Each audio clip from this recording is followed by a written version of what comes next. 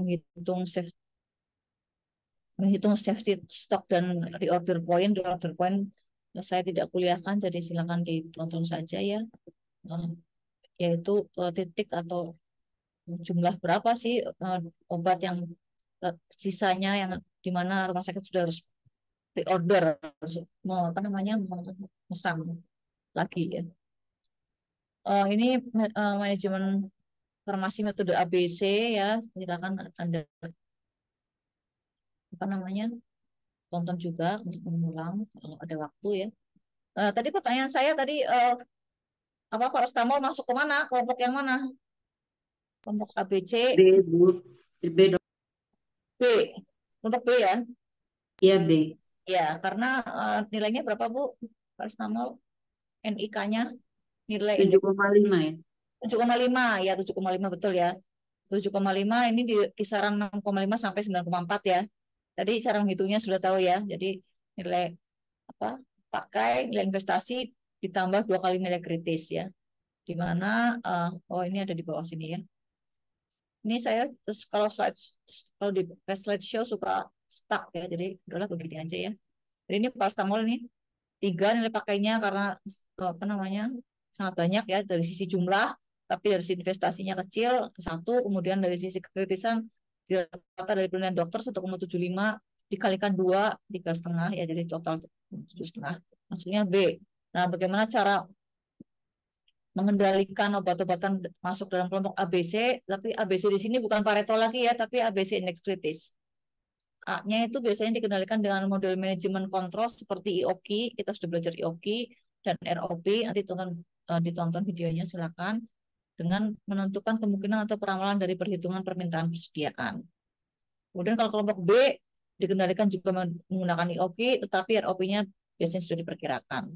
Untuk kelompok C biasanya dikendalikan dengan standarisasi persediaan itu kan, karena ini C itu kan artinya kecil semua ya dari sisi nilai pakai, investasi maupun kekritisan.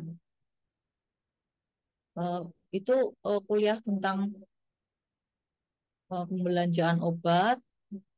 Kemudian saya silakan kalau ada pertanyaan terlebih dahulu, mungkin sambil saya membuka satu slide lagi yang isinya hanya sedikit apa namanya tentang ini jawaban saya terhadap pertanyaan seorang mahasiswa tentang deprescribing ya. Dan mungkin nanti juga saya akan uh, pakai buat soal oh ya soal UTS ya. UTS berarti uh, pertemuan keempat. Jadi pada pertemuan ketiga mungkin saya sudah sharekan soalnya agar Anda bisa mulai mengerjakan. Tapi karena mahasiswanya tahun ini atau semester ini ya banyak sekali, jadi mungkin uh, ujiannya juga kelompok, tapi kelompoknya tidak sebesar presentasi ya. Presentasi mungkin satu kelompok berapa isinya Bu? 10 ya, 10 orang mungkin atau lebih. Nanti kalau ujian mungkin satu kelompok isinya 3 aja ya, biar penumpang gelapnya lebih sedikit ya. Kalau 10 orang satu kelompok kan mungkin penumpang gelapnya ada 9 ya, satu orang aja yang mengerjakan ya. Jadi ini jawaban terhadap pertanyaan mahasiswa tentang apakah eh, mungkin dia di apa namanya polifarmasi itu diatasi atau dikurangi obatnya ya, karena biasanya semua dokter merasa apa namanya sudah memberikan obat yang benar-benar diperlukan itu oleh pasien ya. Oh ya, silakan nanti itu ya sharing bagaimana BPJS memaksa melakukan rumah sakit melakukan di prescribing ya. Oke, jadi kita lihat dulu ya. Ini contoh kasus ya, ilustrasi kasus. Jadi ini prescribing itu persepan kan ya, persepan. Ini persepan, ini gambar 2, keterangannya di paling bawah, silakan dibaca. Gambar 2, the prescribing cascade. Cascade itu kaskade tahapan-tahapan persepan gitu ya. Jadi eh, apa namanya reaksi efek samping obat nih, adverse drug reaction ya. Efek samping obat itu eh, efek samping obat kemudian misdiagnose, jadi salah mendiagnosis sebagai apa namanya kondisi tertentu kondisi baru, new medical condition, kondisi yang baru gitu, bukan efek samping obat ya. Padahal itu efek samping obat, contohnya ya, langsung aja contohnya biar lebih jelas. Jadi seorang pasien diberi amlodipin ya, amlodipin obat apa ya, yang terutama diindikasikan untuk hipertensi gitu ya, kalsium antagonis, memiliki efek samping utama apa? Amlodipin. Bengkak. Bengkak ya. Udin Kaki. tungkai ya, Dok. Kakinya bengkak ya. Ya betul. Udem tungkai atau bengkak ya. Udem ini di sini yang jadi yang tadi kan kotak yang hijau muda ya. Kita lanjut ke yang pink ya. Di pink ini kelihatan kan bahwa efek samping obat dari obat pertamanya amlodipin ya. Itu didiagnosis, itu efek samping tapi didiagnosis dengan salah, misdiagnosis. Jadi didiagnosis sebagai penyakit gitu. Yaitu ini udem tungkai, leg swelling udem tungkai, betul ya. Jadi karena didiagnosis, oh ini, waduh ada ini apa namanya, ada udem nih. Tidak di anamnesis atau diperiksa obatnya apa gitu ya. Kemudian tidak diidentifikasi sebagai efek samping amlodipin, tapi didiagnosis lagi. Maka dikasihlah obat untuk menghilangkan udem, yaitu diuretik kuat ya, namanya furosemid. Ya karena diuretik kuat jadi punya efek samping lagi, yaitu hipokalemi yang udah sampai ke pink ya, ini ya, ke yang warna pink. Kalemi. Ya, hipokalemi ini R-nya kebalik kan nih. Ya. Hipokalemi ini hipor ya, hipokalemi ya, yang benar hipokalemi.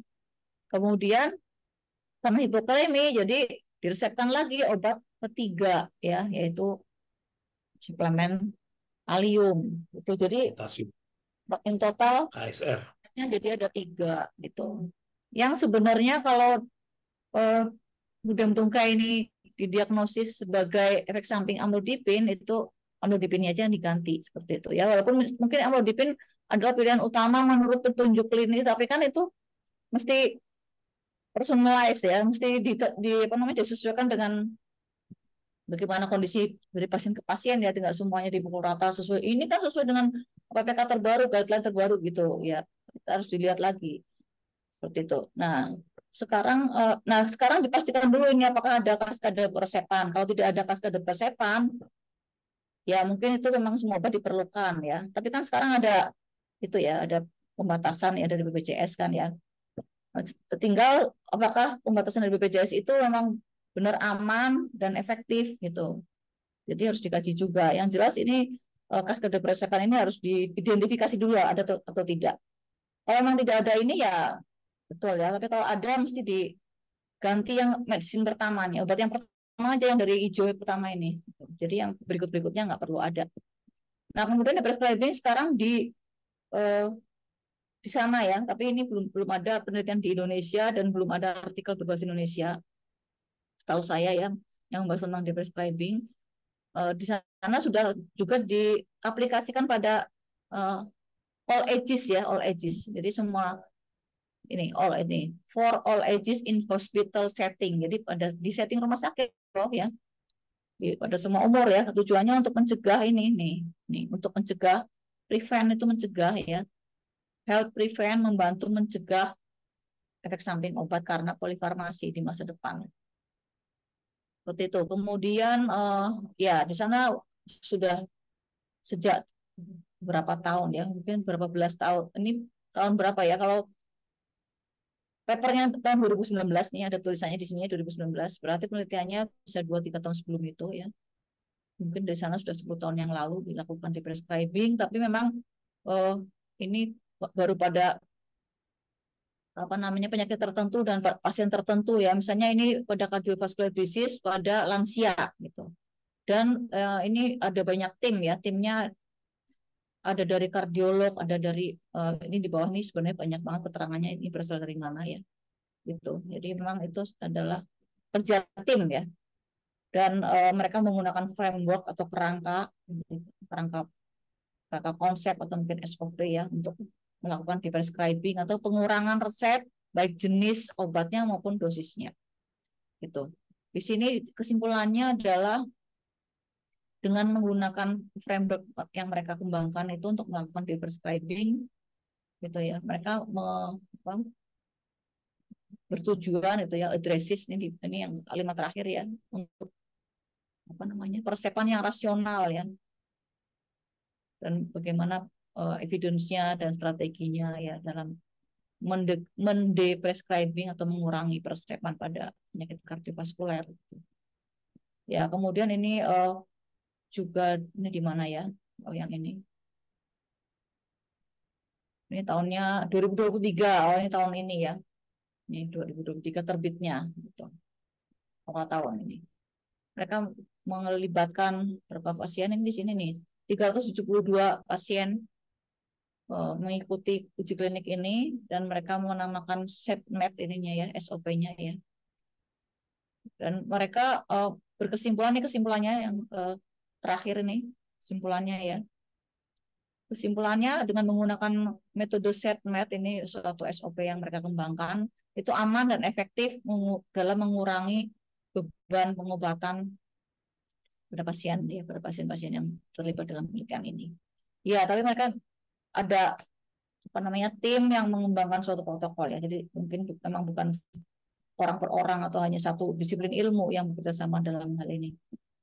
Ya, mungkin itu dulu dari saya. Silakan komentarnya atau pertanyaan atau sharingnya, terutama di era BPJS ini ya. Bagaimana, apakah hal itu dilakukan, pengurangan polifarmasi, pencegahan, penanganan, dan seterusnya. Sambil kelompok 1 disiapkan presentasinya sehingga kita lanjut ke kelompok 1. Silakan kelompok 1 share screen dulu sambil menunggu pertanyaan, komentar, dan sharing dari teman-teman di kelas ini ya. Sudah ada? Sudah ada, Dokter. Izin ya, silakan. Ya.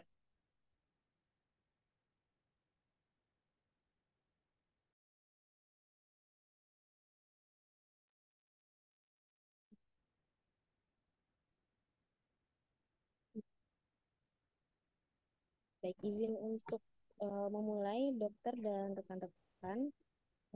Sebelumnya, Assalamualaikum warahmatullahi wabarakatuh. Selamat malam kepada Dokter Lili dan rekan-rekan dari kelas 37C. Pada kesempatan malam hari ini, beberapa menit ke depan kami dari kelompok 1 izin untuk memaparkan mengenai tugas manajemen logistik dan kefarmasian dengan topiknya adalah pemilihan dan penganggaran. Dengan anggota kelompok sebagai berikut, ada dengan Dr. Devi, saya sendiri dengan Diva Sahda, lalu ada Dr. Herti Felicia, Dr. Karlina Isabella, Dr. Linda Pratiwi, Dr. Silmi, dan juga Dr. Wiji. Izin untuk memulai memaparkan. Yang pertama, melalui dari definisi pemilihan. Pemilihan merupakan kegiatan untuk menetapkan jenis kesediaan farmasi, alat kesehatan, dan bahan medis habis pakai sesuai dengan kebutuhan.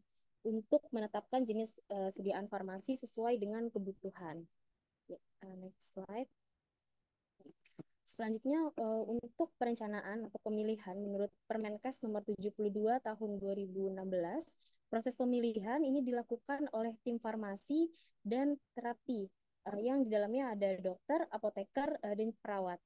Nah, untuk tugasnya ini membuat formularium rumah sakit yang mengacu pada formularium nasional. Selain itu, dari TFT juga memiliki tugas untuk melakukan evaluasi formularium setahun sekali.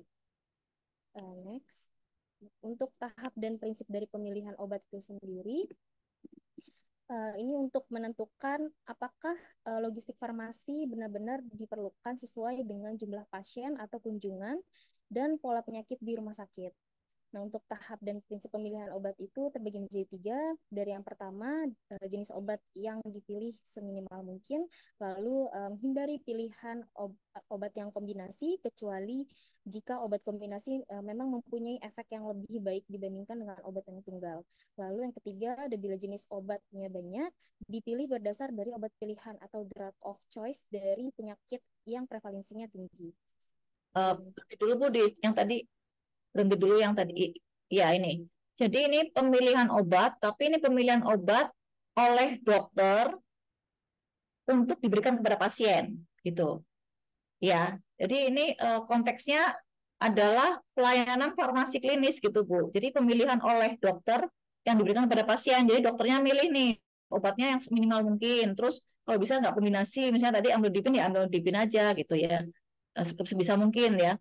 Kemudian berdasarkan drug of choice dari penyakit yang prevalensi ini, nah ini kalau ini jadinya nyampur nih antara yang dipilih oleh dokter diberikan pada pasien atau yang dipilih oleh farmasi rumah sakit nih, instalasi farmasi rumah sakit untuk dibeli ke supplier gitu loh Bu. Jadi ini nyampur ya gitu. Apa namanya, dihindari pilihan obat kombinasi. Kombinasi kan maksudnya kombinasi eh, dari obat yang dipilih oleh dokter yang diberikan pada pasien gitu loh. Tapi tugas saya sebenarnya lebih ke pemilihan yang dilakukan oleh instalasi farmasi rumah sakit untuk dibeli gitu, dipesan ke supplier gitu loh Bu, maksudnya ya, maksudnya begitu. Jadi mungkin ini yang terakhir nih, yang terakhir tuh baru yang masuk ke logistik. Jadi kan apa namanya, layanan farmasi ini kan ada 2 pintu ya. Jadi farmasi klinis itu maksudnya dari rumah sakit ke klien gitu, dari rumah sakit ke klien, jadi ke pasien gitu, dari dokter ke pasien. Dan ada yang logistik farmasi. Kalau logistik farmasi itu hubungannya antara farmasi rumah sakit dengan supplier itu juga dengan pasien sih, tapi gimana ya, logistik itu bukan pelayanan farmasi klinik gitu maksudnya. Kira-kira bisa ditangkap nggak? Ya, dokter. Ya, jadi ini kalau yang pertama sama yang kedua itu pelayanan farmasi klinis gitu.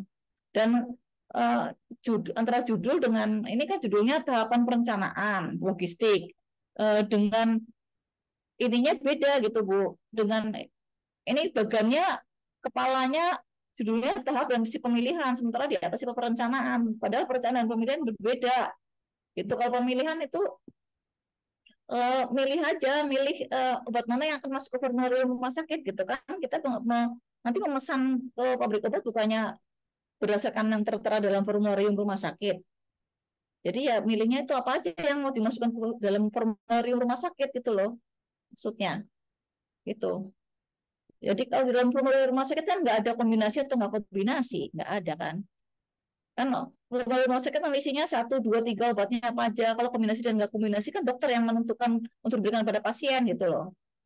Sementara yang saya maksud pemilihan itu pemilihan oleh instalasi farmasi rumah sakit untuk diadakan. Diadakan tuh ya dipesan ke supplier gitu maksudnya. Itu ya Bu, paham ya? Tolong coba langsung dipilih, itu aja langsung di revisi aja, diketik kan bisa ya. Ini siapa yang mempresentasikan? Apakah yang sedang mengakses ke filenya siapa? Budi Ya, Fajrul dokter. Budi ini, beda Iya, ya? Ya, nggak apa, coba bisa nggak ini diganti? bisa dok, bisa. Ya, tahapan pemilihan obat gitu.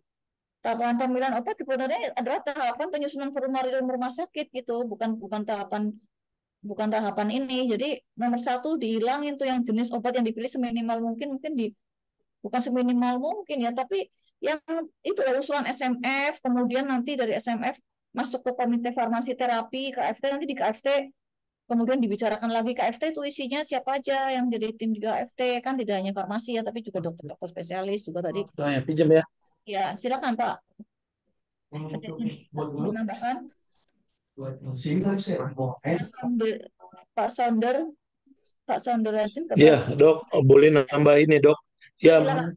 mengenai tadi masalah formularium obat rumah sakit, Ya, saya setuju dengan dokter. ya, Untuk formularium obat rumah sakit, biasanya kita mendiskusikan ya, obat-obat apa yang akan dimasukkan dalam formularium rumah sakit. ya, Yang betul. umumnya itu kan bagi 3, seperti yang kita ketahui. Ya, Itu ada obat original, ada obat ya, mitu, dan ada obat generik. ya, Biasanya prinsipnya pada di rumah sakit, supaya efisien dan efektif, kita pada umumnya memilih 1 original, 1 ya, mitu, generik ya. bisa lebih dari 1. Oke. Karena kan sekarang era BPJS banyak Ya, dibutuhkan obat-obat generik, ya kan? yes. Nah, dan usulan-usulan dari semua SMF biasanya kita terima, tapi yang Ya, tadi dimaksud ini untuk menghindari polifarmasi dan terapi irasional maksudnya dok ya kan? Iya benar. Nah, Begitu itu maksudnya kan dok? dipindah atau diganti kepalanya ini Bu. Ini diganti kepalanya ya. Mungkin prinsip terapi pada pasien mestinya nih. Prinsip pemberian obat pada pasien ini bukan pemilihan tapi pemberian obat mungkin ya. Ya, prinsip terapi dalam kurung pemberian obat kepada pasien. Ada pasien. Dalam prinsip terapi atau dalam kurung pemberian obat pada pasien. Terapi pada ya, oke. Ya, jadi pemilihan belum ada ya Bu slide-nya ya. Berarti kalau kepalanya diubah, yang tadi dihapus bisa ditambahkan lagi tuh, seminimal mungkinnya bisa ditambahkan. Memang kan begitu ya, pemilihan seminimal mungkin gitu aja Bu. Jumlah obat seminimal mungkin, tulis aja tadi. Nah, situ ya betul. Jumlah obat seminimal mungkin. Jumlah obat seminimal mungkin, jenisnya juga. Terus judul atasnya bukan tahapan perencanaan tuh. Bukan tahapan perencanaan, hapus aja deh itu. Hapus aja, dah nggak usah dikasih judul dulu deh. Judulnya udah ada di kepala ini, udah biarin aja. Dah, oke. Udah. Ya udah, jadi pemilihan belum ada ya. Tadi tolong diperbaiki. Nanti kan setelah diperbaiki, baru dikumpulkan ke saya sebagai tugas kelompok dan di-share ke kelas. Gitu ya, Bu Dini, tolong dikasih tahu ke kelompok satu. Ya, ya udah dilanjutkan dulu deh. Nanti kelamaan ya, kita udah jam 7 lebih. Ya, silakan. Lanjut presentasi dulu. Izin untuk melanjutkan, Dokter. Selanjutnya, berdasarkan dari Kemenkes RI tahun 2010, proses perencanaan dalam pemilihan dapat dilakukan dengan menggunakan beberapa metode. Itu ada 3. Yang pertama dengan metode konsumsi, kedua metode epidemiologi, dan ketiga metode kombinasi. Untuk metode konsumsi, ini merupakan yang paling mudah bila terdapat data yang akurat, karena tidak memerlukan data epidemiologi dan standar pengobatan. Dengan metode ini, kita dapat menghitung dari perkiraan kebutuhan dengan data pembekalan farmasi dari periode sebelumnya sebagai evaluasi atau koreksi. Selanjutnya, untuk dari metode epidemiologi, metode ini didasarkan pada kunjungan, frekuensi penyakit, dan standar pengobatan.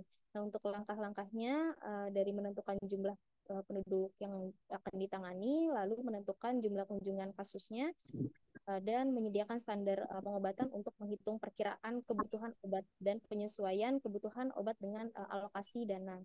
Lalu untuk metode kombinasi ini menggabungkan antara metode konsumsi dengan metode epidemiologi. Boleh next slide.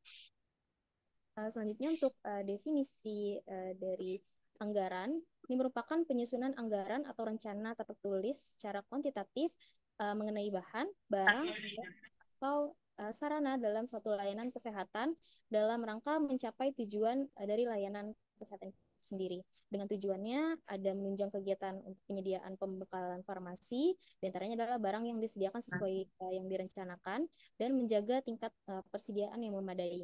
Untuk perencanaan anggaran, ini yang pertama kali adalah membuat dari RKO atau rencana kebutuhan obat. Nah, setelah membuat rencana kebutuhan obat atau RKO, ini didapatkan dari metode konsumsi epidemiologis atau kombinasi tadi, yang nantinya RKO ini terbagi menjadi 2. Ada RKO tahunan yang akan dilaporkan ke Kemenkes melalui MONEF RKO, dan juga RKO instalasi farmasi yang dilaporkan ke direktur sebagai bentuk atau bahan evaluasi.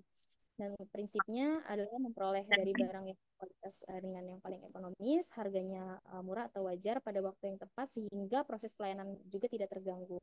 Nah, ini ada dari Kemenkes RI yang menjelaskan dari definisi anggaran itu merupakan proses kegiatan dalam pemilihan jenis, jumlah, dan harga dari pembekalan farmasi yang sesuai dengan kebutuhan dan anggaran untuk menghindari kekosongan obat dengan menggunakan metode yang dapat dipertanggungjawabkan, dan dasar-dasar perencanaan yang telah ditentukan antara lain konsumsi, epidemiologi, kombinasi, dan metode konsumsi serta epidemiologi disesuaikan dengan anggaran yang tersedia. Next slide. Selanjutnya untuk dari fungsi penganggaran itu sendiri, Dia terdiri dari kegiatan-kegiatan dan usaha-usaha untuk merumuskan perincian penentuan kebutuhan dalam suatu skala standar, yakni standar mata uang dan juga jumlah biaya dengan memperlihatkan pengarahan dan pembatasan yang berlaku terhadapnya. Dalam penganggaran yang ditetapkan ini harus mencakup biaya yang pertama pembelian, lalu biaya untuk perbaikan dan pemeliharaan seperti mencakup orang yang menjalankan alat seperti CT scan. Ini harus orang atau individu yang telah di-training. Lalu yang ketiga dari biaya penyimpanan dan penyaluran. Dan keempat ada penyempurnaan administrasi, serta yang terakhir dari biaya pengawasan dan diklat personil. Boleh next. Baik, berikut untuk dari contoh RKO. Dan ini ada screenshot dari MONEF untuk RKO yang dari Kemenkes. Next slide. Selanjutnya dari analisa prioritas, ini merupakan proyeksi kebutuhan untuk tahun yang akan datang dengan menggunakan metode konsumsi maupun morbiditas setelah memperhatikan safety shock dan lead time yang seringkali terlampau besar. Oleh karena itu dilakukan penyesuaian dengan memotong dan mengurangi melalui teknik analisa. Nah, untuk analisa prioritas ini ada 3. Yang pertama ada analisa Venn, nanti di slide berikutnya akan dijelaskan mengenai ketiganya secara singkat. Nah, di mana analisa Venn ini untuk mengevaluasi dari aspek ekonomi, untuk analisa ABC untuk mengevaluasi aspek medik atau terapi, dan analisa keduanya atau kombinasi dari analisa Venn dan ABC. Nah, untuk evaluasi. Stop dulu Bu, ini kelihatannya terbalik ya. Kan tadi saya barusan kuliah ini ya, PN, kan baru saja selesai kuliahnya ya. Jadi ini terbalik kelihatannya nih. Jadi kalau yang ABC justru aspek ekonomi. Tadi kan baru aja kan selesai kuliahnya. Mudah-mudahan sempat mendengarkan ya. Kalau tidak mendengarkan ya tolong didengarkan dari rekaman kuliah ini ya. Bahwa VN kan tadi V-nya singkatan dari vital kan, esensial dan apa? N-nya esensial. non esensial ya kan itu dari sisi medik justru ya, bukan dari sisi ekonomi. Justru yang dari ekonomi ini VN dari aspek medis, evaluasi aspek medis ya. Tuh, jadi kan dokter-dokter yang mengisi VN itu ya. Tadi kan sudah barusan ya kritisan itu. Ya, oke. Ya, jadi ini untuk yang ini sudah benar ya. Jadi perencanaan kan sudah saya kuliahkan ya, perencanaan itu yang 2 minggu yang lalu tuh. Ya, jadi makanya kelompok harusnya sih tidak mengulang perencanaan, tapi nggak apa-apa mengulang ya. Hanya pemilihan berarti belum ya. Nanti tolong kelompok 1 pemilihan dilengkapi, belum ada ya. Jadi perencanaan kan mengulang saya nggak apa-apa mengulang. Di sini lebih jelas ya. Jadi perencanaan ini metode konsumsi, kemudian metode morbiditas, kemudian juga metode kombinasi antara keduanya ya. Tapi kadang-kadang hasilnya terlalu besar, makanya harus susun prioritasnya. Nah, prioritasnya berdasarkan ini ya. Barusan kan saya sudah selesai kuliah ya, ABC nekritis ya. Kombinasi antara keduanya adalah ABC nekritis. Ya silakan lanjut.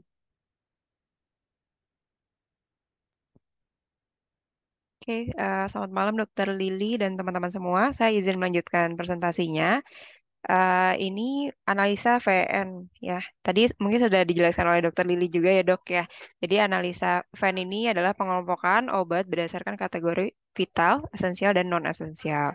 Di mana salah satu cara untuk meningkatkan efisiensi penggunaan dana obat yang terbatas dengan mengelompokkan obat berdasarkan manfaat tiap jenis obat terhadap kesehatannya. Jadi penyusunan rencana kebutuhan obat yang masuk kelompok V ini agar selalu tersedia, wajib ya. Jadi kelompok vital itu adalah kelompok obat yang mampu menyelamatkan jiwa atau life saving. Ini mungkin contohnya seperti epinefrin gitu ya. Kemudian yang esensial itu adalah kelompok obat yang bekerja pada sumber penyebab penyakit dan paling dibutuhkan untuk pelayanan kesehatan. Dan yang ketiga yaitu non-esensial. Jadi ini sebetulnya suportif ya sifatnya dan kalaupun nggak ada nggak apa-apa gitu. Beberapa informasi yang diperlukan dalam analisa VAN ini, yang pertama bisa dari 10 penyakit terbanyak, kemudian pedoman pengobatan setempat, daftar obat, dan program Kemenkes. Next. Nah, ini adalah contoh analisa VAN. Ya, ini ada beberapa macam obat. Nih, misalnya contohnya metampiron itu dia esensial, lalu dikategorikan dan lain-lain. Nah, Kemudian analisa ABC. Ini dimaksudkan untuk mengidentifikasi obat-obat yang menyerap anggaran terbesar untuk dikendalikan penggunaan dan ditingkatkan pengawasannya. Mohon maaf dokter, tadi ada typo di slide sebelumnya. Tapi kalau untuk ABC sesuai aspek ekonomi ya dok ya. Jadi A ini adalah kelompok jenis obat yang jumlah nilai rencana pengadaannya menunjukkan penyerapan yang paling besar sekitar 80%. Kemudian yang kedua ada di kelompok B sekitar 15% dan yang paling akhir di kelompok C sekitar 5%. Next. Ini contohnya untuk analisa ABC-nya. Next. Nah, kemudian ada satu lagi nih, kombinasi analisa ABC dan Venn. Ini dipertajam lagi. Jadi, tujuannya yaitu untuk memberikan manfaat dan efisiensi dalam menyesuaikan anggaran pengadaan obat di suatu rumah sakit. Ini biasanya metode gabungan ini digunakan untuk melakukan pengurangan obat. Mekanismenya seperti apa? Yaitu obat kategori NA itu prioritas pertama untuk dikurangi atau dihilangkan dari rencana kebutuhan. Bila dana masih kurang, maka obat kategori NB menjadi prioritas selanjutnya. Dan obat yang masuk kategori NC menjadi prioritas berikutnya. Yang kedua, jika setelah dilakukan dengan pendekatan ini, dana yang tersisa masih juga kurang, maka lakukan langkah selanjutnya. Yang ketiga, yaitu pendekatannya sama dengan pada saat pengurangan obat pada kriteria NA. NB, NC dimulai dengan pengurangan obat kategori EA, EB, dan EC. Nah, ini tadi juga Dr. Lili sudah menjelaskan yang terkait matriks kombinasi analisa ABC Venn ini. Jika ingin melakukan pengurangan anggaran, maka dimulai urutannya pertama AN, yang kedua BN, dan CN. Next. Ini contoh analisanya tadi. Next. Nah, kemudian ada lagi yang namanya analisa ATC atau Anatomical, Therapeutical, and Chemical Class. Dalam analisa ATC, obat dibagi menjadi 12 kelompok, yaitu kelompok saluran cerna dan metabolisme, untuk darah dan organ pembentukan darah, sistem reproduksi, wanita dan hormon seks, dan lain sebagainya. Nah, ini pemilihan jenis obat. Untuk mengatasi ATC kelemahan tadi singkatan dari apa Bu? ATC yang slide sebelumnya? Anatomical, Therapeutical, and Chemical Class. Oke, ya. Next. Ini pemilihan jenis obat. Untuk mengatasi kelemahan dalam perhitungan kebutuhan dengan metode konsumsi dan metode morbiditas, dapat dilakukan dengan pemilihan jenis obat sebagai yang tercantum dalam Daftar Obat Esensial Nasional atau DOEN, dan pemakaian obat generik. Tata cara pemilihan jenis obat dilakukan dengan mengutamakan pertimbangan manfaat dan risiko pengobatannya, harga, dan kemudahan pengelolaan. Nah, ini metode estimasi atau forecasting. Di sini terdapat dua metode estimasi. Yang pertama, metode estimasi menggunakan data konsumsi, dan yang kedua, metode estimasi menggunakan data morbiditas. Bedanya apa? Kalau yang pertama itu menggunakan data konsumsi, jadi menghitung kebutuhan obat yang akan datang berdasarkan pola konsumsi tahun-tahun sebelumnya. Jadi histori sebelumnya seperti apa? Nah, ini metode ini mendasar atas asumsi bahwa pemakaian obat oleh unit-unit pelayanan kesehatan untuk menanggulangi kasus-kasus tertentu selama periode yang telah berjalan tidak banyak berubah karena sudah dicatat dengan baik. Kemudian yang kedua, menggunakan data morbiditas. Ini menggunakan cara perhitungannya menghitung kebutuhan obat berdasarkan jenis obat dan banyaknya kasus yang akan dihadapi, serta pedoman pengobatan yang telah tersedia. Next. Kemudian, pola perhitungan metode konsumsi. Ini menghitung pemakaian obat tahun lalu, itu hitung pemakaian real obat tahun lalunya, dan hitung kebutuhan obat seharusnya tahun lalu. Kemudian menghitung kebutuhan tahun yang akan datang, itu ada beberapa pendekatannya ya. Yang pertama metode rata-rata, metode tren, metode kenaikan, dan metode rata-rata bergerak atau moving average method. Kemudian yang kedua yaitu metode morbiditas. Nah, metode morbiditas ini adalah metode perhitungan kebutuhan obat berdasarkan pola penyakitnya. Dan perhitungan kebutuhan obat didasarkan pada pola kasus yang terjadi sebelumnya, dikaitkan dengan pemakaian obat tahun sebelumnya. Jadi, proyeksi jumlah kasus dikalikan dengan jumlah obat menurut pedoman pengobatannya. Nah, ini kendalanya. Ini kami mencarinya dapat dari jurnal ya, Dok.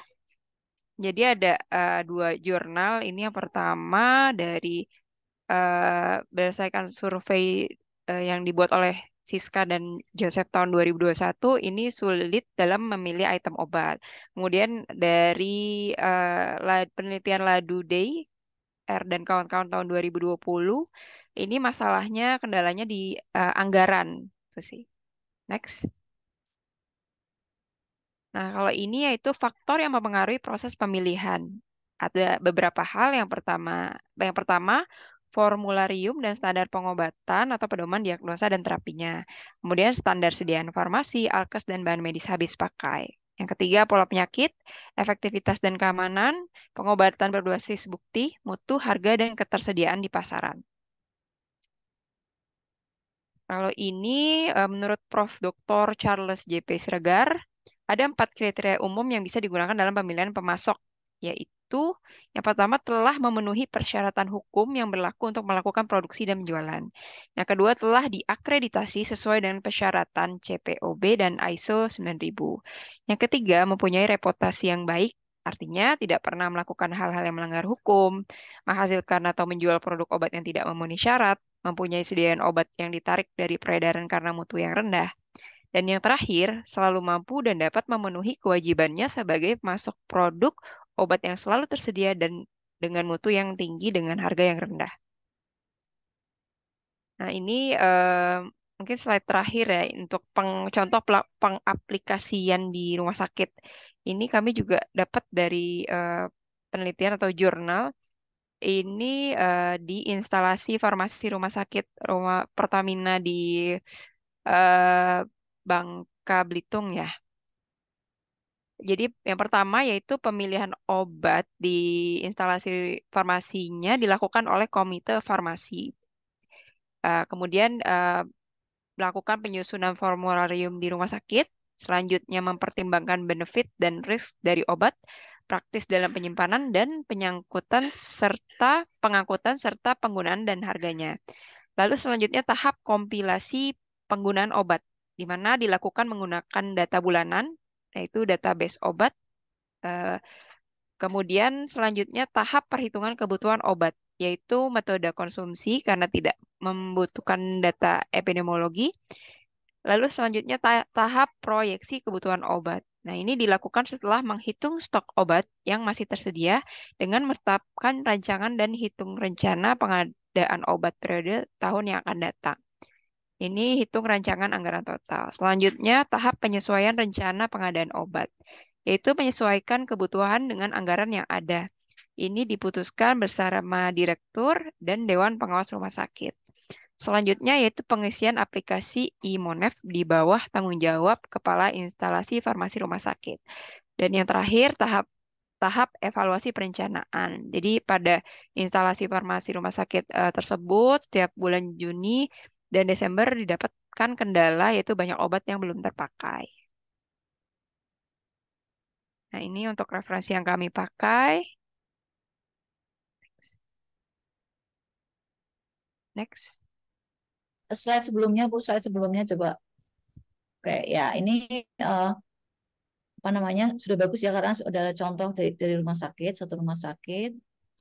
Ini sudah direncanakan kemudian diadakan itu ya mungkin tapi kok langsung ke Emonef bukannya ke e-katalog itu gimana? Itu lagi ini mungkin langsung atau apakah ada keterangan coba Bu? Boleh diterangkan nggak di mana di papernya ada nggak keterangan? Nggak ada. Ini sih langsung ke iMonef sih, Dok. Langsung Emonef ya, oke lah. Udah. Kami Slide dapetnya sebelumnya, seperti itu. ya slide sebelumnya. Oh ya, ini sebenarnya pemilihan pemasok itu sebenarnya tugasnya kelompok yang membahas pengadaan ya. Jadi pengadaan obat kan milih tuh pemasoknya gitu. Tapi nggak apa disebutkan di sini. Nanti di pengadaan tolong disebutkan lagi ya contoh apa namanya syarat-syarat atau kriteria syarat pemasok atau kriteria pemasok itu apa aja gitu ya. Salah satunya adalah ini ya. Kemudian sebelumnya lagi, oke ya ini baru benar ya pemilihan obat ya. Obat. Tapi ya tadi seperti Pak siapa ya tadi Pak Son tadi menambahkan itu ya yang bagaimana mekanisme masuk formularium itu ya, mestinya ada juga ditambahkan. Kemudian sebelumnya lagi, kalau ini apa ya, kendala dalam apa Bu? Pengadaan atau kendala dalam apa? Pemilihan ya, Dok. Pemilihan ya. Gimana manajemen logistik obat di instansi farmasi, kendala dalam pemilihan ya. Sulitnya, ini sulitnya memilih item obat menjadi kendala dalam pemilihan obat sehingga masih ditemukan obat yang memiliki khasiat yang sama. Oh gitu, oke ya betul ya ini. Ya berarti memang ini sesuai ya dengan. Kadang-kadang di suatu penelitian itu membahas seluruh siklus loh, jadi dari pemilihan sampai penyimpanan lah sampai pemusnahan gitu. Ini pemilihan ya betul ya. Oke, jadi memang ada kendala dalam memilih item obat ya. Jadi obatnya sampai berapa ratusan tapi ternyata banyak yang khasiatnya sama gitu ya. Sayang sekali ya. Nanti bisa-bisa nggak kepake.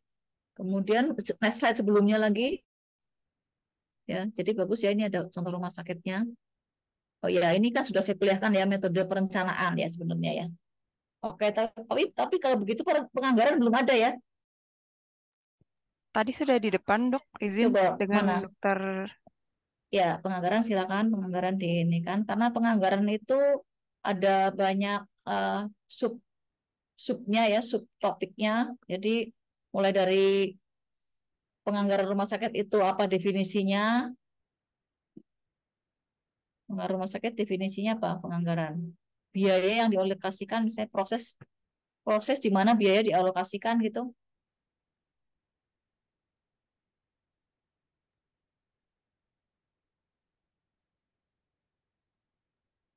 Ini adalah definisi dari perencanaan kelihatannya Bu. Ini kan kuliah saya nih. Ini perencanaan yang telah ditentukan adalah antara lain konsumsi, epidemiologi, kombinasi gitu.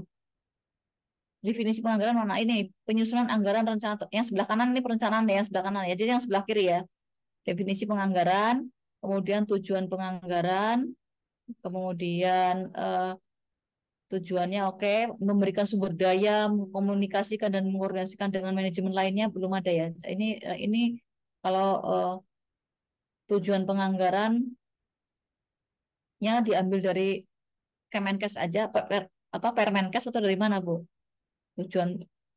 Tujuan penganggaran,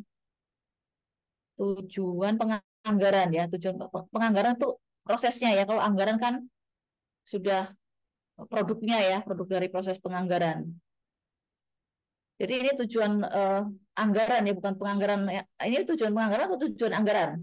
Kalau tujuan penganggaran minimal ada 4 ya, misalnya memberikan sumber daya terhadap ketersediaan logistik farmasi kan tadi bila saya sebelumnya bahwa bagaimana suatu logistik farmasi bisa beroperasi kan harus ada sumber dayanya ya. Bagaimana sumber daya itu harus dimanfaatkan dengan efisien gitu kan, agar tidak terjadi kekurangan obat. Itu jadi tujuan penganggaran adalah memberikan sumber daya gitu. Kemudian tujuan berikutnya adalah mengkomunikasikan dan mengkoordinasikan dengan manajemen lainnya gitu kan, dengan direksi, dengan bagian keuangan, dengan pengadaan ya, bagian keuangan direksi menyetujui atau enggak, bagian keuangan nanti yang memberikan dananya, kemudian pengadaan kan nanti yang memesan ya, memesan itu kan perlu dana ya gitu. Itu tujuan penganggaran seperti itu. Menyediakan rencana rinci di sini ada ya, menyediakan rencana rinci tadi ada ya, ini mana rencana rinci menjaga tingkat persediaan yang memadai, nggak ada ya. Oke, nanti mungkin tujuan penganggaran boleh diperbaiki ya, Baik, kelompok Dok. ya. Kemudian syarat-syarat penganggaran mungkin ditambahkan, tolong ditambahkan syarat-syarat penganggaran itu. Penganggaran itu harus realistis, artinya ya mudah untuk dicapai gitu. Kemudian luwes artinya tidak kaku. Kemudian continue itu harus terus-menerus tuh diperhatikan, bukan usaha yang sifatnya insidental ya seperti itu. Di penganggaran tolong juga ditambahkan harus realistis, mungkin dari satu rumah sakit ke rumah sakit lainnya kan berbeda ya, tergantung tipenya pasti oh, anggaran yang tersedia kan berbeda ya, sumber dayanya berbeda. Jadi harus realistis, kemudian luas, bisa dirubah ya sesuai dengan situasi dan kondisi. Misalnya ada pandemi tiba-tiba seperti itu ya. Kemudian juga continue itu syarat penganggaran. Kemudian yang belum lagi adalah prinsip. Coba prinsip prinsip penyusunan anggaran ada nggak? Prinsip penyusunan anggaran. Jadi hasilnya kan tadi anggaran kan itu hasil dari proses penganggaran ya. Nah, prinsip dalam menyusun anggaran atau prinsip penganggaran itu ada 9 ya. Kalau nanti tambahkan tinggal di googling aja, mungkin ada ya, pasti ada lah. Orang sekarang semuanya kan ada di Google ya. Prinsip penyusunan anggaran logistik farmasi itu ada 9. Yang pertama, manajemen involvement. Jadi kan manajemen harus terlibat dong. Kalau manajemennya nggak mendukung, gimana kan nggak bisa dilaksanakan nanti. Komitmen manajemen ya, manajemen involvement itu prinsip yang pertama. Kemudian prinsip yang kedua, organizational adaptation. Jadi harus ada adaptasi dari, harus ada kejelasan wewenang dan tanggung jawab gitu. Kemudian ada apa namanya responsibility accounting, ada sistem responsibility accounting, kemudian ada orientasi terhadap tujuan ya, kemudian ada full communication ya, harus ada pemahaman yang sama, jadi ada komunikasi. Kemudian ada realistic expectation, sama dengan syarat penganggaran tadi harus realistik ya, prinsipnya juga termasuk dalamnya realistic expectation. Tadi kan syarat penganggaran itu ada luas, realistik, terus satunya lagi apa, continue gitu ya. Terus menerus dilakukan pengawasan dan apa namanya diperhatikan ya. Jadi itu kan syaratnya, dalam prinsipnya juga ada masuk di dalamnya realistic expectation atau apa namanya ekspektasi atau masih ekspektasi harapan ya, harapan yang realistis gitu. Kemudian terakhir ada reward and punishment, jadi nanti ada transparansi. Kemudian ada timelines juga, timelines itu harus tepat waktu, harus ada waktunya ya, waktu-waktu kapan disusun, kapan harus dilaporkan, dipertanggungjawabkan seperti itu ya. Nah, timelines-nya. Jadi tolong ditambahkan prinsip penyusunan anggaran minimal ada 9 gitu. Kalau Anda bisa mencari lebih ya bagus sekali ya. Terus kendala penganggaran ada nggak kendalanya di presentasi? Tolong dilihat. Kendala penganggaran kelihatannya juga belum ada ya. Kendalanya dengan sumber daya manusianya bagaimana, sarana dan prasarana, terus sumber anggaran yang terbatas ya, anggaran pasti ada batasnya ya. Gitu. Kemudian faktor yang mempengaruhi penyusunan anggaran belum ada. Faktor yang mempengaruhi itu kan tadi misalnya jenis rumah sakit kan beda-beda ya, kebijakan rumah sakit, kapasitas pelayanan farmasinya, modal kerja kan sesuai tipe rumah sakitnya, modal kerjanya pasti beda. Itu faktor internal rumah sakit apa aja. Kemudian faktor eksternalnya apa aja tadi, misalnya BPJS, ada BPJS kan itu mempengaruhi anggaran juga ya.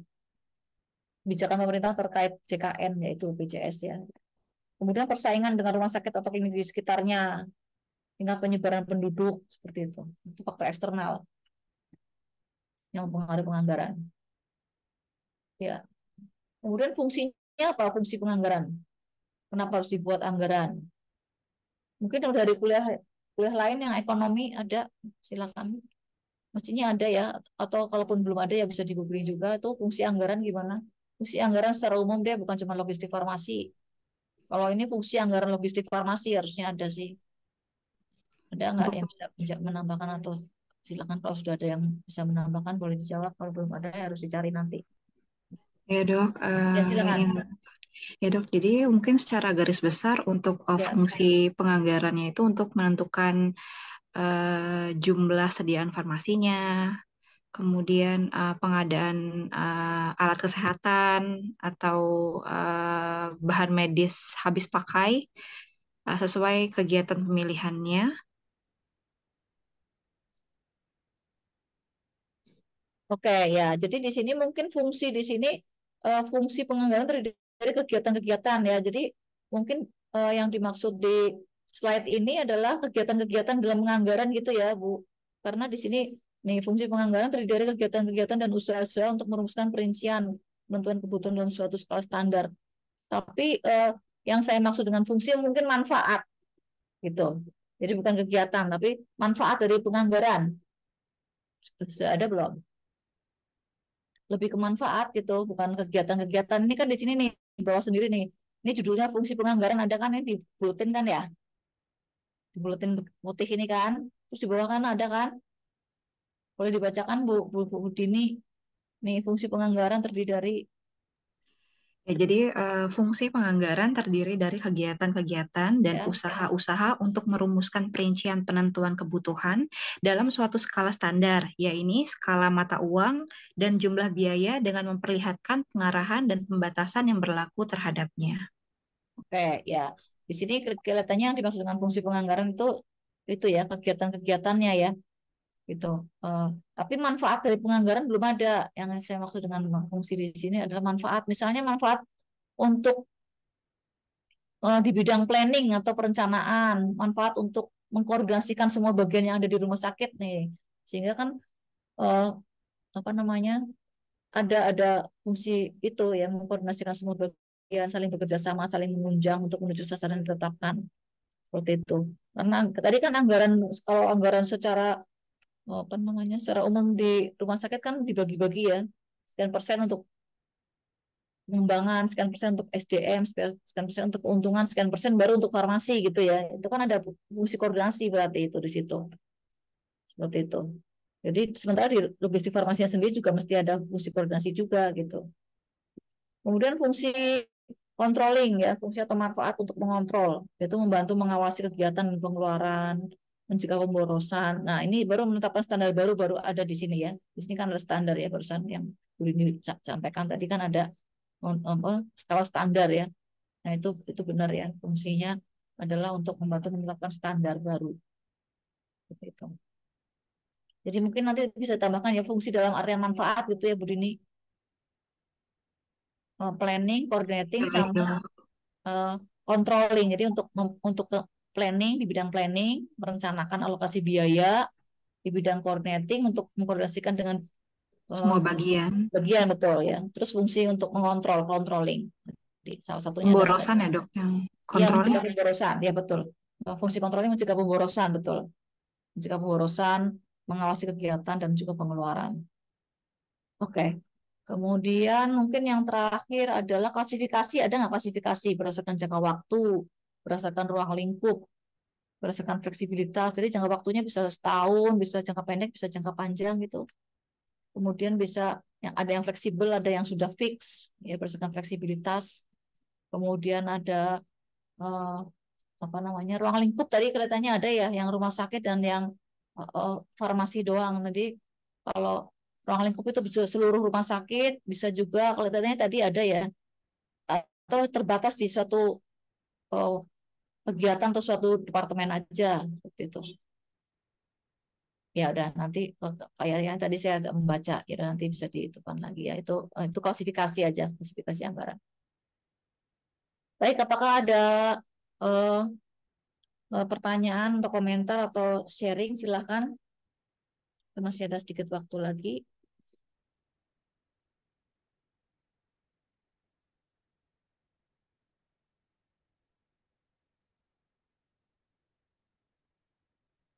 Ya, kelihatannya sudah ada belum ya gambaran bagaimana kerangka kerangka teorinya ini kerangka teorinya sudah ada bayangan belum bahwa eh, layanan farmasi itu terdiri dari dua pintu yaitu yang logistik ini kalau lihat kita lebih banyak ke logistiknya gitu.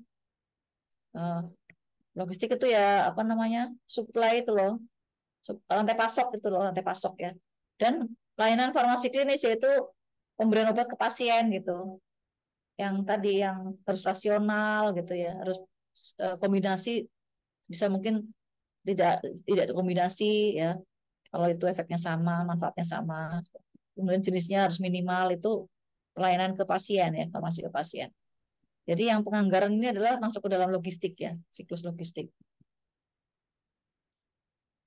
Oke, silakan Bu Erni. Izin bertanya. Iya silakan Bu. Eh, Terima kasih dok atas kesempatannya.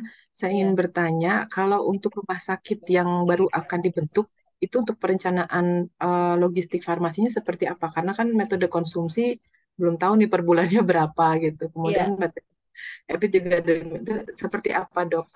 iya. Hmm. Baik. Apakah ya silakan Bu Sinta boleh coba bantu menjawab. Bu Sinta silakan.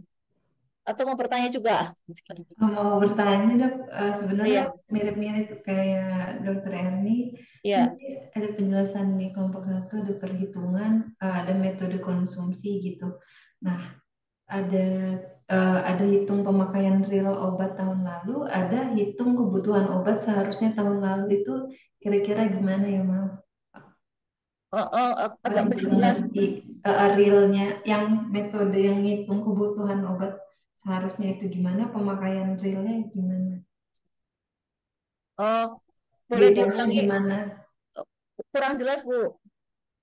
Boleh. Kan ada menghitung pemakaian obat tahun yang lalu. Nah, Ya, dibagi dua menjadi hitung pemakaian real obat tahun lalu sama hitung kebutuhan obat seharusnya. ya Itu itu dibedakan, oke. Itu ada di mana dua-duanya Bu? menjadi Tulisan standar ya, atau satu-satu aja, Dok, bisa? tulisan itu ada di mana? Di Yang slide slide menghitung perhitungan metode konsumsi kayaknya dok, di di mana? slide Coba slide-nya Bu Dini di itu kelompok 1. Bu Dini apa dijalankan slide-nya, slide metode Oke, konsumsi ke oke, bawah baik atau loh. ke atas? Ke bawah atau ke atas ya? Bawah kali ya.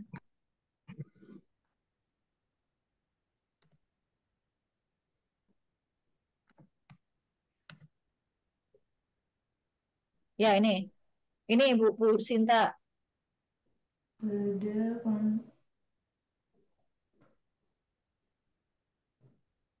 Oh iya benar. Ya, yang mana? Bukan slide Next slide.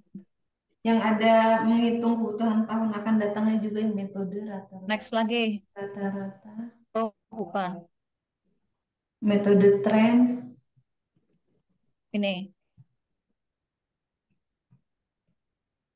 Oh ya, sekalian nih. Ini metode konsumsi. Oh, ini forecasting ya, metode estimasi, silakan. Ini saya belum kuliahkan apa namanya. Oh, tapi ini maksudnya sebenarnya forecasting ada lagi ya. Ya udah nggak apa-apa. Nah, ini kayaknya sesuai kayaknya forecasting diganti, perencanaan diganti dengan forecasting ya di sini ya istilahnya. Gimana kelompok dulu nih yang menjelaskan, yang menulis.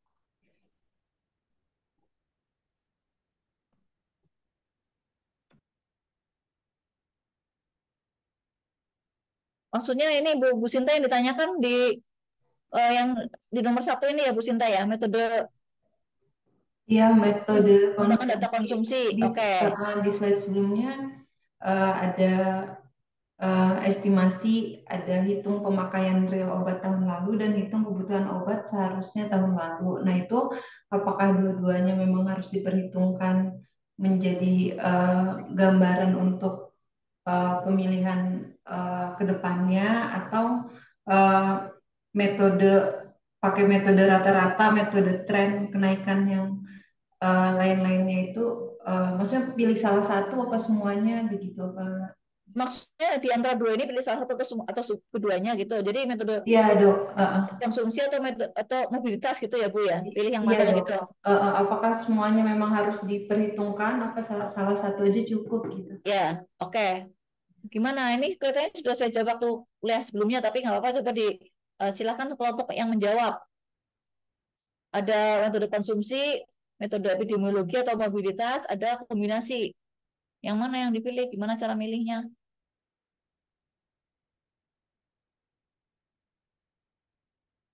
Dan juga pertanyaan Bu Erni, mungkin siapa yang sudah membuat rumah sakit di sini kan ada kan ya?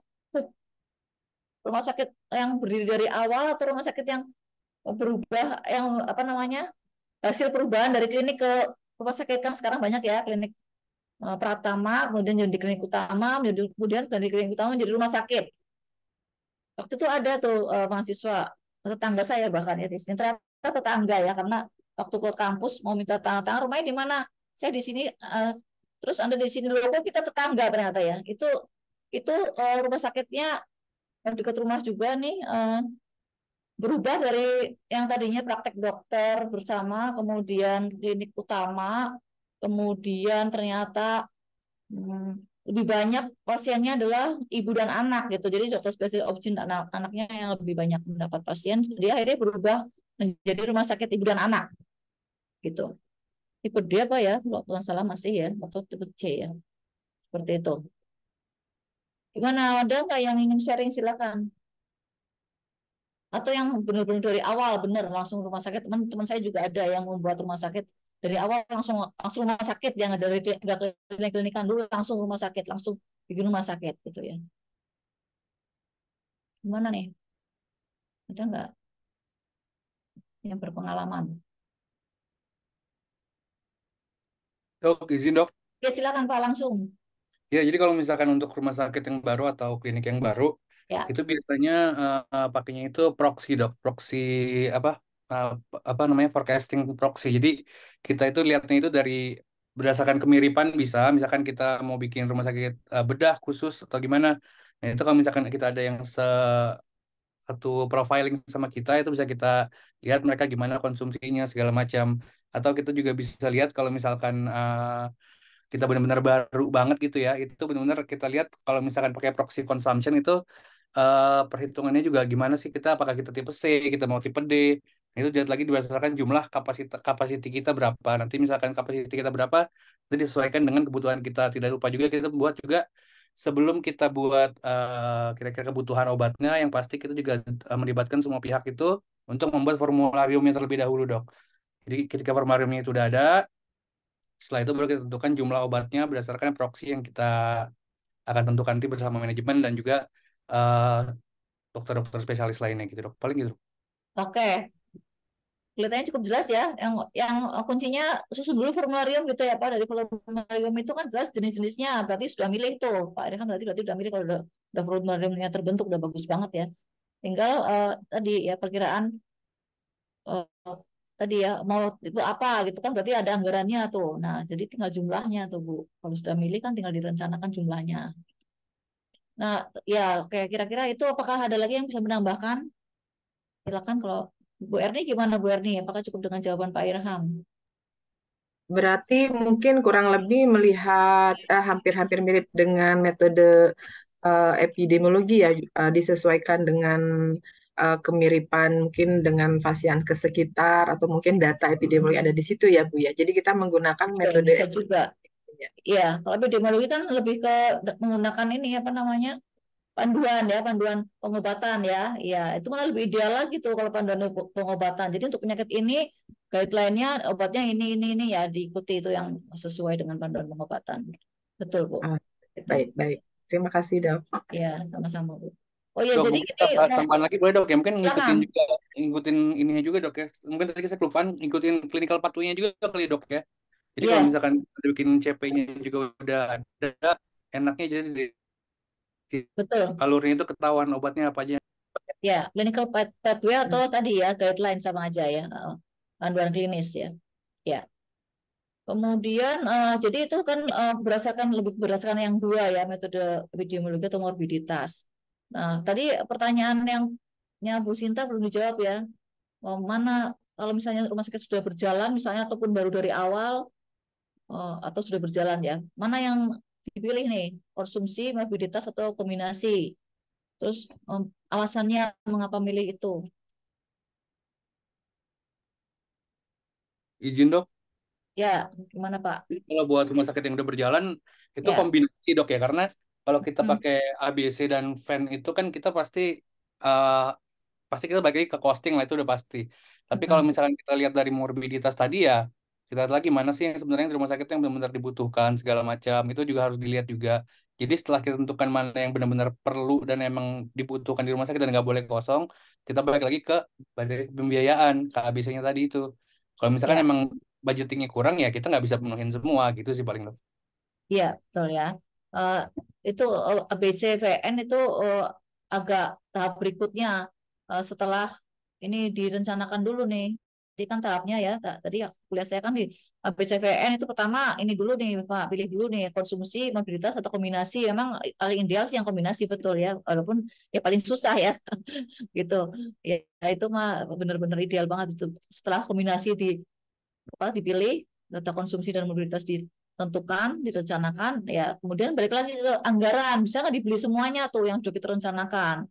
Kalau tidak bisa dibeli semuanya, ya tadi kita ke ABCVN yang N itu NN dulu yang disingkirkan gitu, yang NN dulu.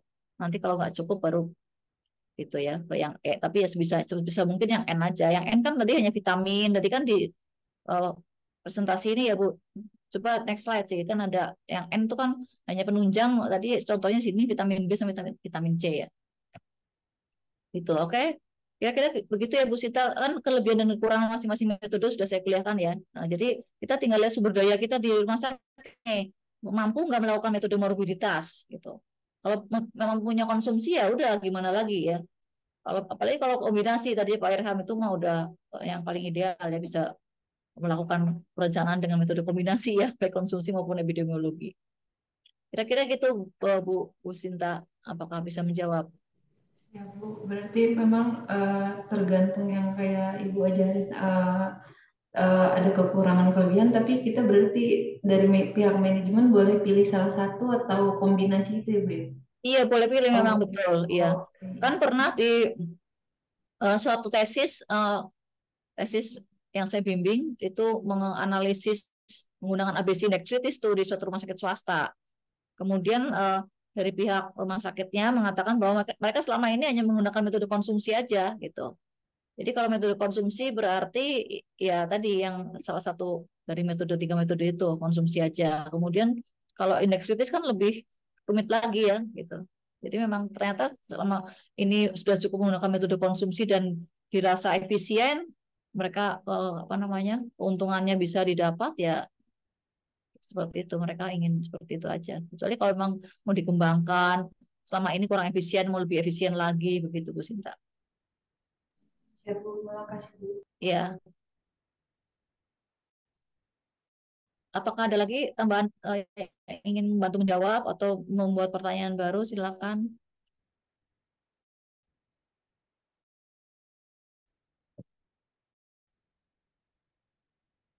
Kuliah hari ini 2 minggu lagi kita kuliah sambil saya berikan itu soal UTS. UTS jadi pertemuan keempat kita tidak ada Zoom, Anda dipakai untuk mengerjakan soal bersama kelompok, tapi kelompoknya nggak banyak-banyak ya, satu kelompok hanya bertiga. Nanti saya belum pernah tapi bikin UTS dan UAS dalam bentuk kelompok ya. Nanti saya harus bikin soal yang khusus untuk UTS dan UAS dalam bentuk kelompok. Karena biar saya agak terbantu dalam hal mengoreksi ya, karena jumlah mahasiswanya banyak sekali. Ya baik, terima kasih atas perhatiannya. Selamat malam. Malam dokter. Malam, terima kasih Pak. Terima kasih banyak. Malam dong.